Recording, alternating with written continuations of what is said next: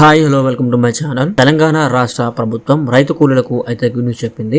మహాశివరాత్రి సందర్భంగా రైతు కూలీలకు ఇందిరమ్మ ఆత్మీయ భరోసా కింద ఇస్తానన్న 12,000 రూపాయలను ఈ రోజు మొదటి విడతగా 6,000 రూపాయలను రైతుల ఖాతాలో జమ చేయడం జరిగింది. ఎన్నికల కోడ్ అమలులో లేని ఉమ్మడి రంగారెడ్డి మహబూబ్నగర్ జిల్లాలోని మండలానికి ఒక గ్రామాన్ని ఎంపిక చేసి రైతుల ఖాతాలో 6,000 చొప్పున నగదును జమ చేసింది. రాష్ట్రంలో ఇప్పటి వరకు 83,420 మందికి 50.65 కోట్లు చెల్లించింది. మొదటి విడతలో 18,180 మందికి డబ్బులు జమ చేయగా ఆ తర్వాత ఎన్నికల కోడ్ వచ్చింది. కేవలం 2 జిల్లాల్లో మాత్రమే ఎంపిక చేసిన గ్రామాల్లో మొదటి దశగా 6,000 రూపాయల చొప్పున నగదును రైతుల ఖాతాలో జమ చేయడం జరిగింది. ఇప్పటికే చాలా మంది రైతుల ఖాతాలో జమ అయినట్టు ఆ జిల్లా వారు తెలిపారు.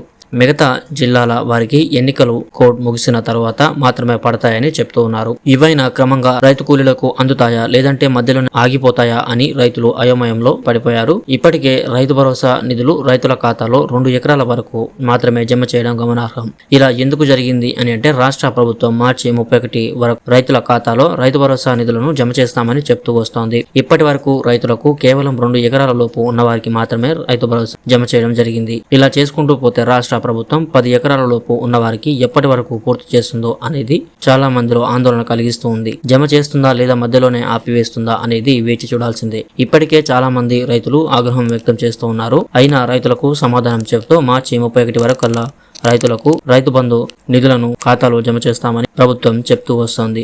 మీరు రైతు కూలీలైతే మీకు ఇందిరమ్మ ఆత్మీయ భరోసా డబ్బులు పడ్డాయా లేదా అనేది కామెంట్ చేయండి. అలాగే మీకు రైతు భరోసా నిధులు జమ అయ్యాయా లేదా అనేది కూడా తెలియజేయండి. మరిన్ని వివరాల కోసం పైన కనిపిస్తున్న వెబ్సైట్ కి వెళ్లి మరింత సమాచారాన్ని తెలుసుకోండి. సో ఇది రోజు వీడియో. మీకు లైక్ చేయండి. అలాగే మన ఛానల్ కి సబ్స్క్రైబ్ అవ్వడం మాత్రం మర్చిపోకండి. మరిన్ని వివరాల కోసం మన వెబ్సైట్ ని ఫాలో అవ్వండి. Thank you.